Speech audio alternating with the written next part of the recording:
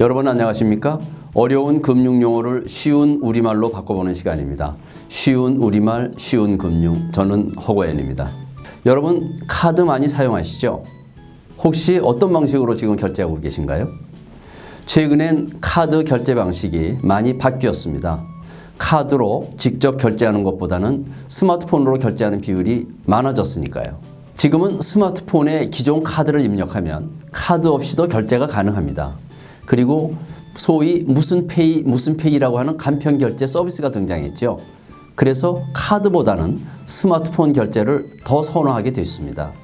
따라서 민간 업체들은 물론이고 최근에는 지자체 제로페이도 스마트폰 결제가 가능해서 그야말로 스마트페이 시대가 됐습니다. 더구나 금융위원회에서 지난 7월에 발표한 후불 결제 서비스까지 시행이 되면 앞으로는 신용카드 없이 결제하는 비중이 더욱 높아질 것입니다.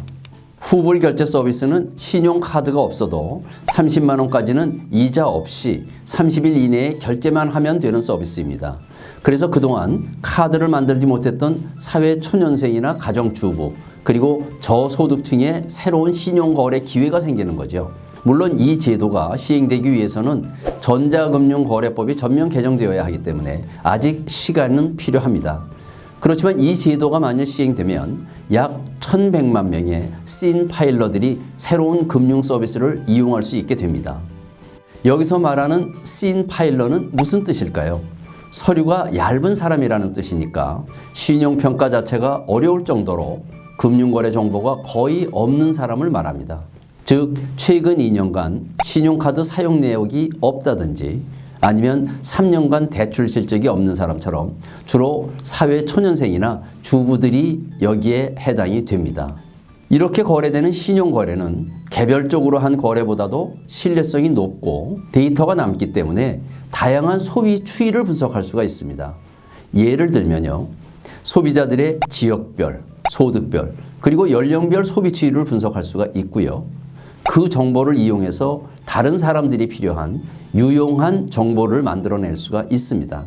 따라서 카드 회사들은 그동안 축적된 빅데이터를 분석해서 정보로 판매하기도 하고요. 자기 고객에게는 유용한 정보를 제공하기도 합니다.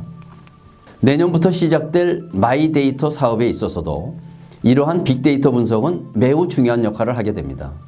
마이데이터 사업과 관련해서는 지난 영상을 참고하시면 도움이 되시겠습니다. 그렇다면 신용평가는 어떻게, 누가, 어떤 기준으로 하게 될까요? 그동안은 신용카드를 발급할 때 개인의 신용등급을 기준으로 발급 여부를 결정을 했습니다. 이러한 신용등급은 CB사들이 결정을 하는데요. CB는 크레딧 뷰로의 약자입니다. 개인의 신용도를 평가하는 기관이지요. CB사는 개인의 금융 관련 정보를 토대로 해서 신용도를 평가를 합니다. 우리나라에서는 KCB와 나이스 평가 정보가 대표적인 기관이죠. 이들 평가기관이 평가하는 기준은 재산이 얼마인지를 보는 것이 아니고요. 어디서 대출을 받았는지가 더 중요합니다. 즉 시중은행에서 받았는지 아니면 저축은행, 그것도 아니면 대부업체인지에 따라서 평가를 달리하고요. 대출금의 연체 기록이 있는지가 중요합니다. 그리고 얼마나 자주 받았는지 이러한 내용들이 주요한 체크 포인트가 되겠습니다. 그 기준에 따라서 개인의 신용등급 점수를 정하게 되죠. 그러면 은행이나 카드 회사에서는 거기에 자체적인 기준을 더해서 대출을 해줄 것인지 아닌지 또 신용카드의 한도를 얼마로 할 것인지 그리고 금리는 얼마로 할 것인지 등을 정하게 됩니다. 신용등급은 높을수록 좋다고 하지요. 따라서 신용등급을 높이기 위해서는 한 카드를 오래 사용하는 것이 더 유리할 수가 있습니다. 그리고 대출을 받을 때에도 가급적 은행이나 이금융권에서 받는 것이 유리하고요. 그리고 신용대출보다는 담보대출이 더 유리합니다. 그리고 대출을 받은 후에는 여유가 생기면 예금을 하기보다는 대출을 빨리 갚는 것이 더 유리하다는 점도 참고하여야 하겠습니다. 그리고 이제는 금융정보 외에도 비금융정보로 신용을 평가하게 됩니다. 금융 이력이 부족해서 신용평가에서 불리했던 주부나 사회초년생 등을 위해서는 일상생활에서 사용되는 아파트 관리비나 온라인 구매 내역, 그리고 페이스북이나 인스타그램 같은 소셜미디어 이용 내역 등을 기초로 한다면 개인의 신용을 또다시 재평가할 수가 있습니다.